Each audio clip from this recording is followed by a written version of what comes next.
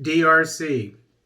DR Congo hospital overcrowded with victims of armed conflicts. This article is taken from the Chinese newspaper Xinhua. Challenges and deep concerns are growing in the General Reference Hospital in Beni, northeastern the Democratic Republic of the Congo, DRC, crowded with victims of armed conflicts carried out by rebels of the Allied Democratic Forces, ADF. Injured civilians, mostly women who have barely survived gunshots and machete wounds, have been pouring into the General Reference Hospital. The majority of the patients, some with multiple bullet holes on their body, come from surrounding villages and towns in the Beni region, worst affected across the Central African country by ADF rebels' atrocity. Kambale Ushindi, a 21-year-old young man hospitalized since January, was struck by 2 bullets, one in the foot and the other in the neck, in an ambush by ADF rebels on his ride to Ituri, a neighboring province where the rebels make aggressive and undiscriminating moves against the defenseless. Not all passengers on aboard were lucky enough to escape by the skin of their teeth. I went to pick up a family member whose vehicle was ambushed a few hours before leaving for Ituri province. I was shot by 2 bullets while I was trying to escape from the same ambush, he recalled. Next to Kambale's bed, another wounded man whose right hand was amputated by the rebels during the attack last December in his village of Wicha, a town not far from the city of Beni. During the attack, Patrick Busa also lost 3 family members, including his wife.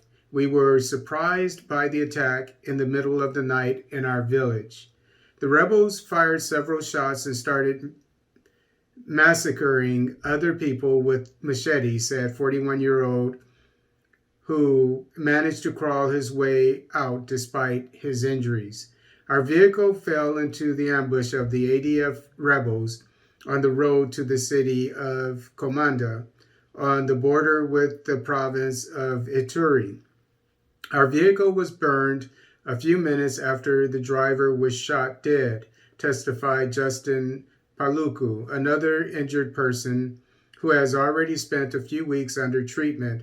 Paluku was shot at the foot while hiding in the bush. With rising number of brutal attacks by the rebels, in particular a suicide bombing in the middle of Christmas celebration last December at Beni's downtown, the hospital is facing unprecedented pressures due to flooding and overcrowding of the patients seeking treatment and refuge. Makeshift tents have been set up at the bare ground of the hospital's yard by the International Committee of the Red Cross to accommodate more patients. Federico Silvio Martoglio, emergency manager of the International Committee of the Red Cross in Beni, told Xinhua that the recently increasing attacks by ADF rebels lead to overcrowding, putting the hospital under a great deal of pressure. The rise of atrocity also comes at the time when the DRC's Armed Forces, FARDC, jointly launched operations with Uganda People's Defense Force, UPDF, since late November 2021 against several ADF rebel bases, mostly hidden in the Beni forest.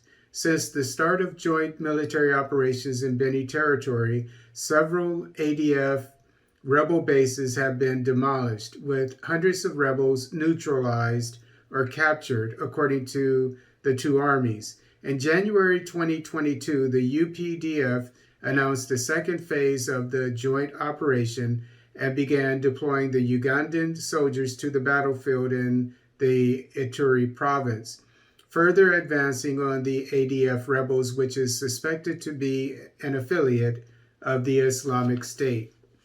Active in this northeastern part of the country for decades, the ADF rebels have multiplied the attacks against civilians despite the state of siege declared by the Congolese government in two northeastern provinces since last May, which has prompted the DRC to authorize the UPDF on its soil to bring the atrocity to an end. In an interview given exclusively to Xinhua during the launch of the joint operations last December, General Muhanga Kayanja of UPDF has stated his determination to destroy once and for all the rebels of the ADF, a nightmare for the African Great Lakes region.